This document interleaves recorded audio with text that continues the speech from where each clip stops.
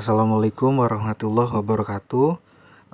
Saya Noviantoro dari Manajemen Informatika Angkatan 16. Di sini saya akan menjelaskan materi tentang server.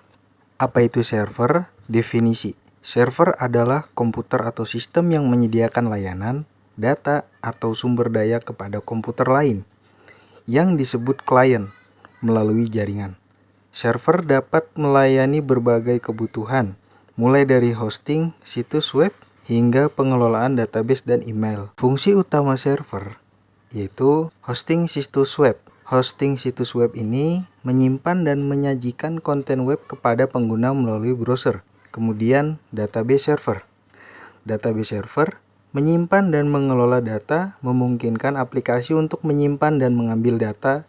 File server menyediakan tempat penyimpanan dan akses file kepada pengguna jaringan. Kemudian email server. Email server ini mengelola pengiriman dan penerimaan email. Kemudian application server menjalankan aplikasi dan menyediakan layanan kepada pengguna atau sistem lain. Cara kerja server. Server bekerja dengan menerima permintaan atau request dari klien dan merespon dengan data atau layanan yang diminta. Proses ini bisa digambarkan dalam beberapa langkah dasar. Yang pertama, request.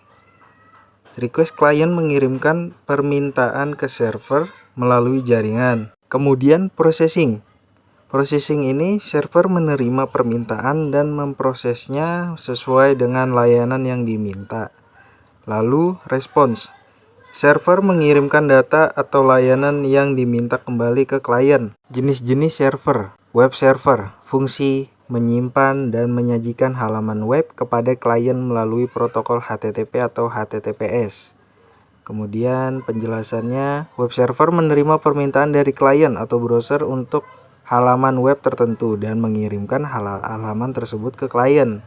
Lalu jenis server berikutnya adalah database server. Fungsinya menyimpan dan mengelola basis data serta menangani permintaan dari klien.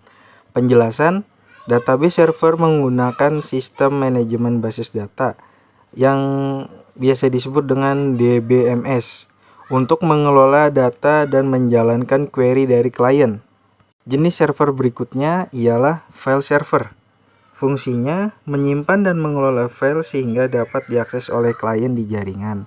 Penjelasannya, file server memungkinkan pengguna untuk menyimpan, mengambil, dan mengelola file dalam jaringan. Jenis server berikutnya ialah mail server. Fungsinya mengelola dan mengirimkan email antara klien.